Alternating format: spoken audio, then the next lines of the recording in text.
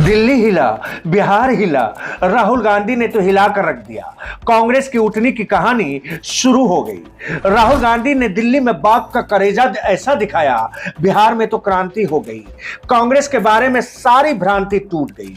अब यह साबित हो गया, कांग्रेस फॉर्म में आ चुकी है। राहुल ने इंडिया को एक कर दिया, संदेश दे दिया। कांग्रेसी तो टाइगर है, इस बार दहाड़ेंगे तो बड़े से बड़ों की हालत हो जाएगी पतली। यूपी में एक कांग्रेसी से राजनीति की मुलाकात हुई। दिल्ली में कांग्रेस की दहाड़ को देख जोश से लबालब वो नजर आए। जिस तरह से राहुल प्रियंका ने दिल्ली कांग्रेस नेताओं से लेकर कार्यकर्ताओं का साथ दिया, जोश और उत्साह को बढ़ाने पर ध्यान दिया, जिस तरह से कह दिया आप लड़िए, हम छोड़ेंगे नहीं, फिर चाहे कोई भी हो, उसकी नजर बिहार पर गई। वहां भी राहुल ने अपनी आक्रामकता से हिला कर रख दिया। इसे देखकर वो कहने लगा, दिल्ली हिला, बिहार हिला, और राहुल गांधी ने तो हिला कर रख दिया।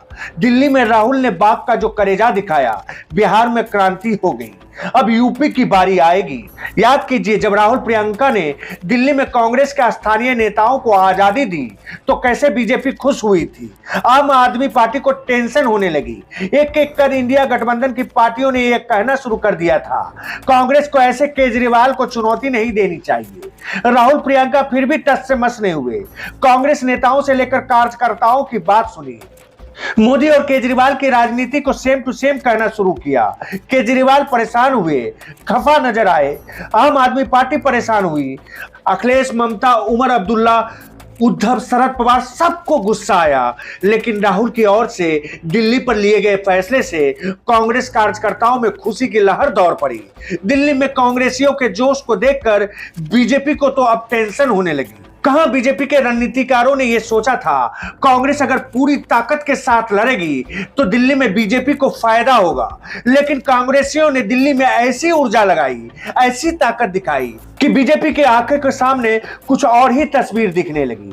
क्योंकि राहुल ने शुरुआत कर दी है। दिल्ली में एक कदम राहुल गांधी आगे बढ़े, अब बिहार में 2 कदम पर आ गए। संविधान की रक्षा सिर्फ कांग्रेस पार्टी का कार्यकर्ता कर सकता है। और मैं आपको एक और बात बोलना चाहता हूं कि यह विचारधारा की लड़ाई है और 2 विचारधाराओं के बीच में लड़ाई है, यह भूलिए मत। एक संविधान की कांग्रेस पार्टी की विचारधारा, नफरत के बाजार में मोहब्बत की दुकान वाली विचारधारा, और दूसरी तरफ बीजेपी और आरएसएस की विचारधारा, नफरत और हिंसा की विचारधारा। इन दोनों के बीच में लड़ाई चल रही है। और मैं आपको कह सकता हूं कि बीजेपी का मुकाबला